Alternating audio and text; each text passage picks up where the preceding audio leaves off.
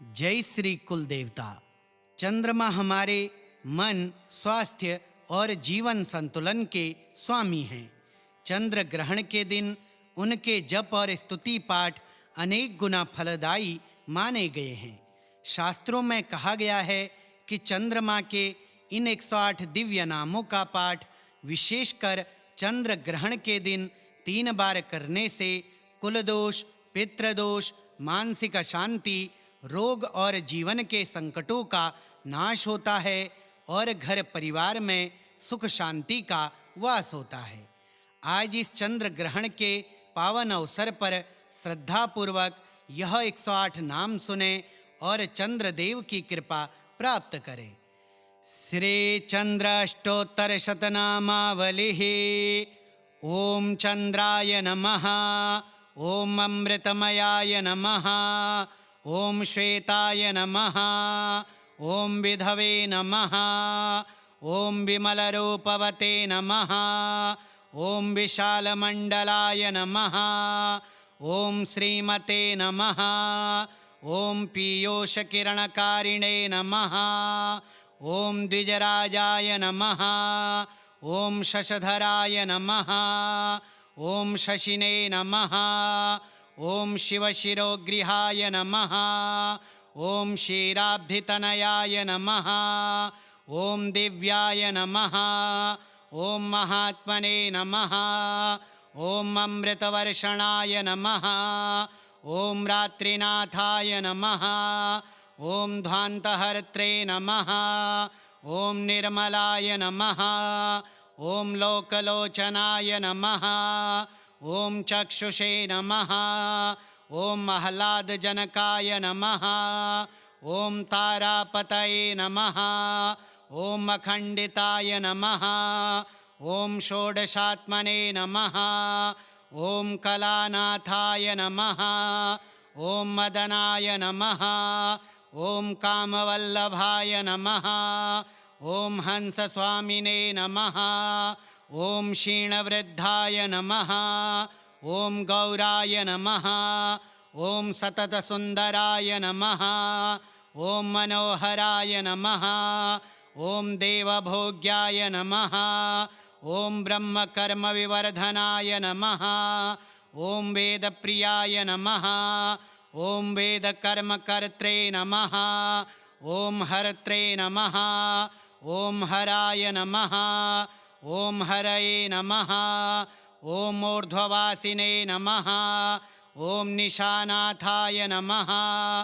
ओम श्रृंगारभावकर्षणाय नमः। ओम मुक्तिद्वाराय नमः। ओम शिवात्मने नमः। ओम तिथिकर्त्रे नमः। ओम कलानिधये नमः।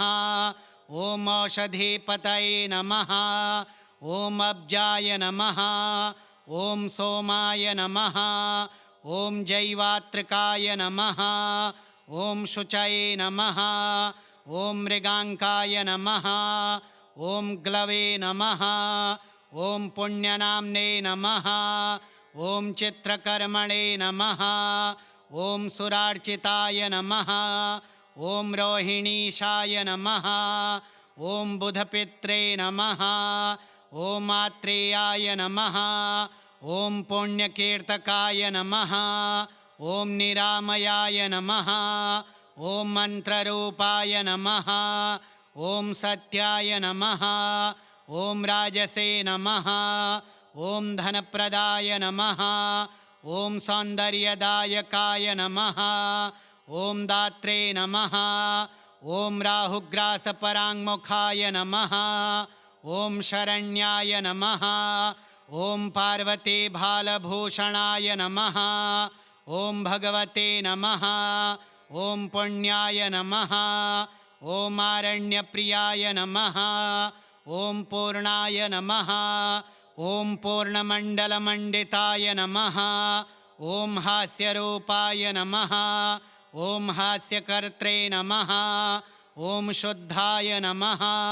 ओम शुद्धस्वरूपकाय नमः। ओम शरत्कालपरिप्रीताय नमः। ओम शारदाय नमः। ओम कुमुदप्रियाय नमः।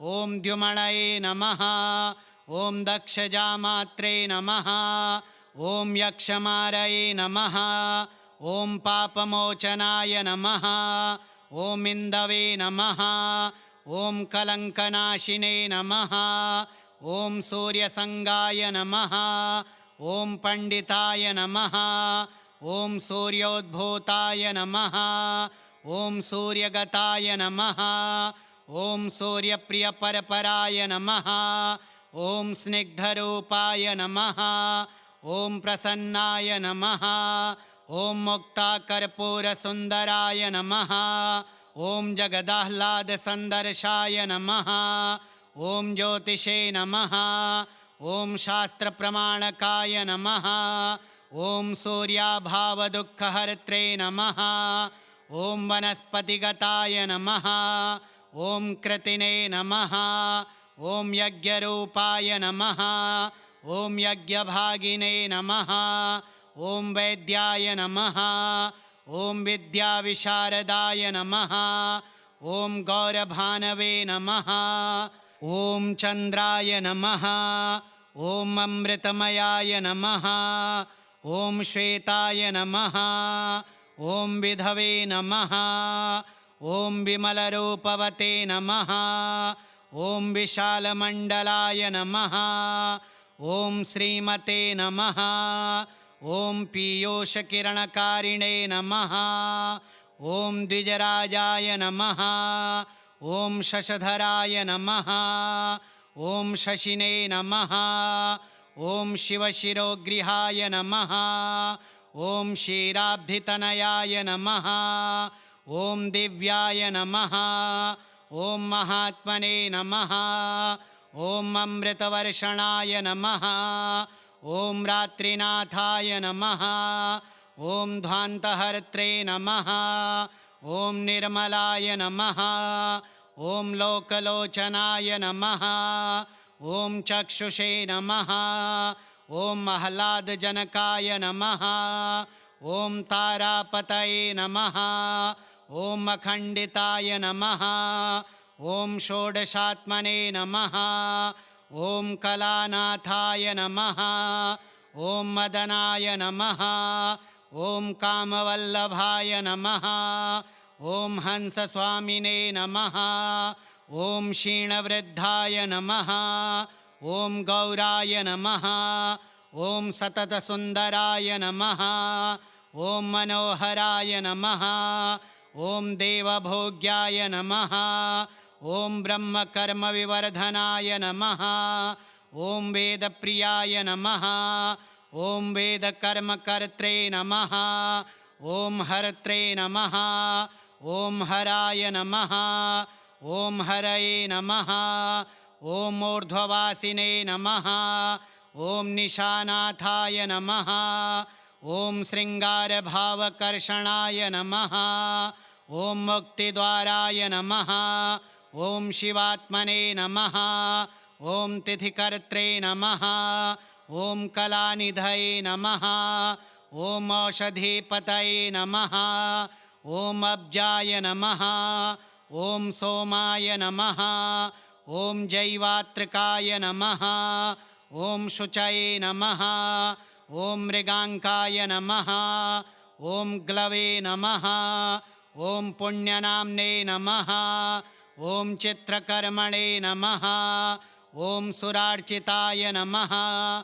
ॐ रोहिणीशाय नमः ॐ बुधपित्रे नमः ॐ आत्रेयाय नमः ॐ पुण्यकीर्तकाय नमः ॐ निरामयाय नमः ॐ मन्त्ररूपाय नमः ॐ सत्याय नमः ॐ राजसे नमः ॐ धनप्रदाय नमः ॐ सौन्दर्यदायकाय नमः ॐ दात्रे नमः ॐ राहुग्रासपराङ्मुखाय नमः ॐ शरण्याय नमः ॐ पार्वतीभालभूषणाय नमः ॐ भगवते नमः ॐ पुण्याय नमः ॐ आरण्यप्रियाय नमः ॐ पूर्णाय नमः ॐ पूर्णमण्डलमण्डिताय नमः ॐ हास्यरूपाय नमः ॐ हास्यकर्त्रे नमः ॐ शुद्धाय नमः ॐ शुद्धस्वरूपकाय नमः ॐ शरत्कालपरिप्रीताय नमः ॐ शारदाय नमः ॐ कुमुदप्रियाय नमः ॐ द्युमणये नमः ॐ दक्षजामात्रे नमः ॐ यक्षमारये नमः ॐ पापमोचनाय नमः ॐ इन्दवे नमः ॐ कलङ्कनाशिने नमः ॐ सूर्यसङ्गाय नमः ॐ पण्डिताय नमः ॐ सूर्योद्भूताय नमः ॐ सूर्यगताय नमः ॐ सूर्यप्रियपरपराय नमः ॐ स्निग्धरूपाय नमः ॐ प्रसन्नाय नमः ॐ मुक्ताकर्पूरसुन्दराय नमः ॐ जगदाह्लादसन्दर्शाय नमः ॐ ज्योतिषे नमः ॐ शास्त्रप्रमाणकाय नमः ॐ सूर्याभावदुःखहर्त्रे नमः ॐ वनस्पतिगताय नमः ॐ कृतिने नमः ॐ यज्ञरूपाय नमः ॐ यज्ञभागिने नमः ॐ वैद्याय नमः ॐ विद्याविशारदाय नमः ॐ गौरभानवे नमः ॐ चन्द्राय नमः ॐ अमृतमयाय नमः ॐ श्वेताय नमः ॐ विधवे नमः ॐ विमलरूपवते नमः ॐ विशालमण्डलाय नमः ॐ श्रीमते नमः ॐ पीयूषकिरणकारिणे नमः ॐ द्विजराजाय नमः ॐ शशधराय नमः ॐ शशिने नमः ॐ शिवशिरोगृहाय नमः ॐ क्षीराब्धितनयाय नमः ॐ दिव्याय नमः ॐ महात्मने नमः ॐ अमृतवर्षणाय नमः ॐ रात्रिनाथाय नमः ॐ ध्वान्तहर्त्रे नमः ॐ निर्मलाय नमः ॐ लोकलोचनाय नमः ॐ चक्षुषे नमः ॐ आह्लादजनकाय नमः ॐ तारापतये नमः ॐ अखण्डिताय नमः ॐ षोडशात्मने नमः ॐ कलानाथाय नमः ॐ मदनाय नमः ॐ कामवल्लभाय नमः ॐ हंसस्वामिने नमः ॐ क्षीणवृद्धाय नमः